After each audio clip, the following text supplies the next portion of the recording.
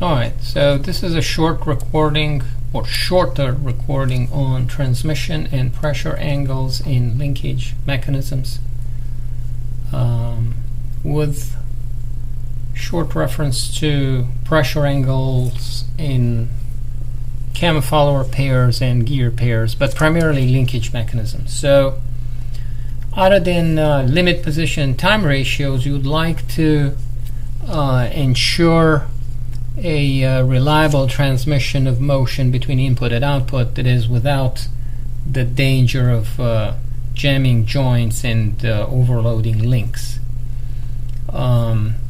This can happen if you get it to where the certain links are almost an extension to each other. But let's look at the related example. Here shown is a subject, a person pushing a cabinet along the floor. And of course the person instinctively is applying the force in line with the direction, the displacement of the cabinet. Not like so, that is pointing upwards, not pointing downwards. This would be an ideal case where force is in line with velocity, which cannot be always ensured in mechanisms.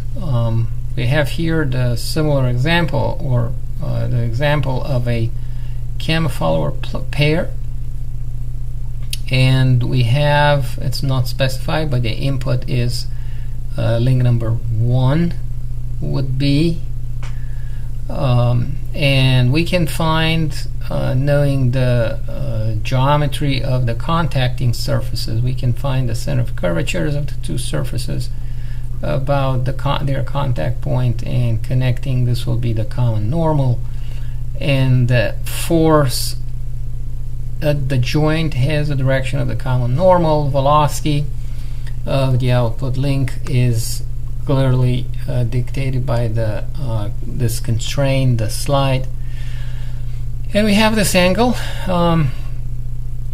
formed by the force vector and the velocity vector, which we agreed should be ideally 0, and we're going to call this pressure angle.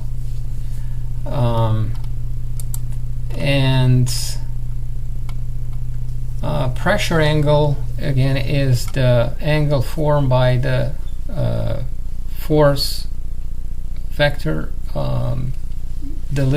force delivered from an input link would be towards an output link, and the velocity is the velocity of the output link. And I said in the introduction that cam follower pair, as well as gears, they have a parameter of interest that is called pressure angle.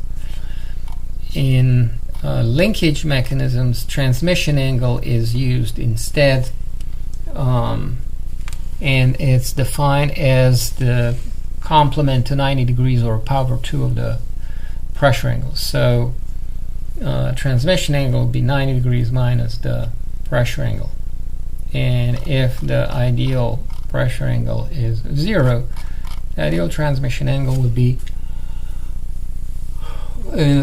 as a consequence 90 degrees. Why transmission angle in linkages? Because for some cases it's exactly the angle between two links, and they are easier to visualize and to measure. In terms of the, so we said 0 degrees or 90 degrees are the ideal values for the pressure angle and transmission angle respectively, and they cannot be fulfilled all the time, so it's agreed to allow plus minus 45 degrees deviation from their ideal values. Sometimes even, it's not stated here, but sometimes even deviation of plus minus 60 degrees are allowed if we have any some adjuvants that take the mechanism off its near jamming positions.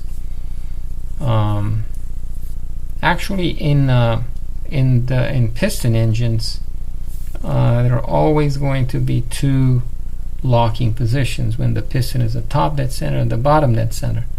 Without the flywheel, we'll not be able to take the mechanism off the considering a single cylinder engine. If there are multiple cylinder engines, then they help each other, but the one role the flywheel in a single cylinder piston engine plays is to take the mechanism off its locking configuration. Again, where they occur when the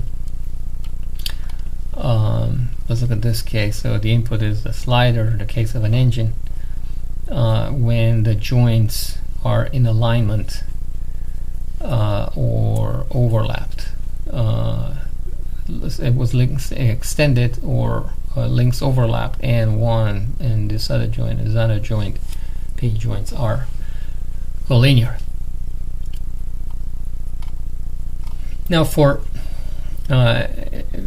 higher kinematic pairs like cam follow gear pairs, actually angles less than plus minus 30 degrees deviation from the ideal angle are practical, are recommended. Okay, so here are the some of the most common single loop mechanisms. Will be the crank slider, like in compressors, the slider rock or slider crank, like in piston engines, oscillating incline, and the 4-bar. And for each, we have the transmission angle and the pressure angle shown. So transmission angle and pressure angle. And so again, the pressure angle, we have and it's assumed two-force member. The connecting rod delivers force to this link in line with the collecting rod, again slowly moving. It's a two-force member. And then direction of velocity of the center of the joint, where the force coming from the connecting rod is delivered, it's at 90 degrees from the line that connects this floating joint with the ground joint. Everybody knows that. So a body in pure rotation, the velocity would be perpendicular to the line of a point. It's a perpendicular line connects that point to the center of rotation. Okay, so this case and this case and this case are similar. This is different. Similar to this, you can measure the transmission angle directly on the mechanism. So you freeze it and you just put a protractor between the line of centers of the respective links. Here though, we have the crank slider. Crank is the input, slider is the output. It would be opposite. So pressure angle can be directly visualized as the angle between the connecting rod line and the line of sliding, and transmission angle will be difference to 90 degrees. So again, transmission angle, it's measured the angle between the connecting rod and perpendicular to the line of sliding. We can calculate we can derive equations for transmission angle for all of these mechanisms as function of the input. And later on we'll learn about loop closure equations. You'll see that these transmission angles, they result as a product of the part of the analysis.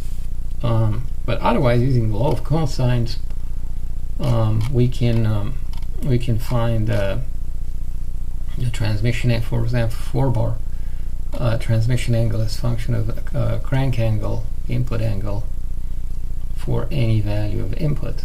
Okay, how do we do it? We write the law of cosines in these two triangles,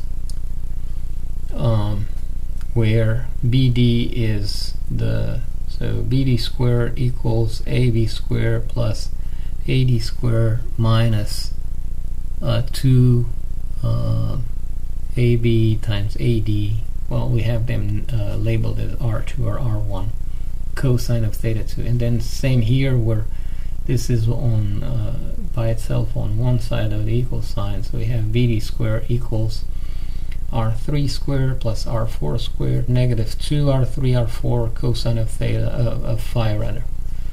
So you eliminate BD between the two, and it gets you the relation between phi and theta 2, the input angle. Okay, and we can derive similar equations. For example, easily you can get the transmission angle as function of the input by writing the law of cosine in this for this triangular loop.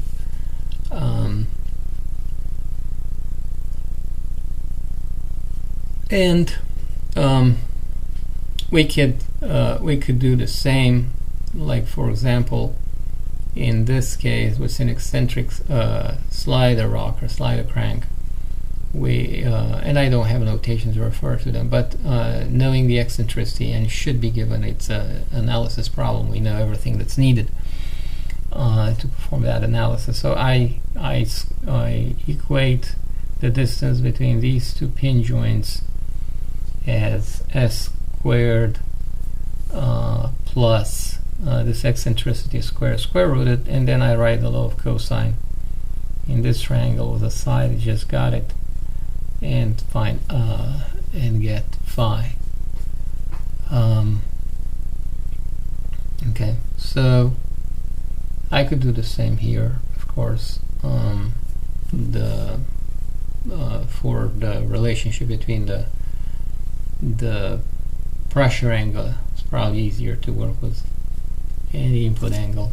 Again, they become straightforward and a more general approach when we'll be using the vector loop method for linkage mechanism analysis. Another problem of concern when it comes to transmission angle is where these minimum maximum transmission angles occur, so that we can compare them with the acceptable deviations from their ideal values, so from 90 degrees. For a 4-bar, the minimum transmission angles occurs when the crank, the input link, this would be the output, it's in line with the ground link, and here we have the ground link in line with the input link. Not to be confused, I always see students mixing the minimum maximum transmission angle positions with the limit positions. So limit positions occur when links are yes in collinear, but will be the moving links, not the ground link, and elsewhere. Okay, so again, pay attention, do whatever to remember the difference, because like I said, I'm always seeing students not being able to produce figures like this one or like this one. Alright, so minimum maximum transmission angles for the 4-bar, you don't need to go through the general equation that was explained earlier. It will be this one, although you could. It's a bit of a detour in calculations. You can simply state the law of cosine in this triangle. So I'll have the base would be R1 minus R2, and then I have R3 and R4. Here I have the base R1 that is plus R2, and the same R3 and R4. In this case, I have a right angle triangle. If I extend the line of sliding below a 90-degree angle, and I know this piece is going to be R2 minus R1, and then I write the law of cosines, I write the tangent function of right angle triangle. And we'll get the actual pressure angle. I can find the transmission angle by subtracting the pressure angle from 90 degrees. For the other instance, the right angle triangle, it's formed by adding the eccentricity, or to the crank length, the eccentricity. Okay, and the same finding an angle in a right angle triangle. Okay, so let's say this is it for now. 15 minutes of recordings.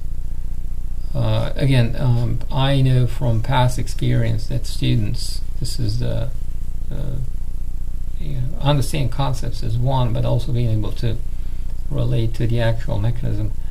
So again, don't confuse the minimum and maximum transmission angle positions with the limit positions. Okay, well, we'll continue with instance centers in a separate recording.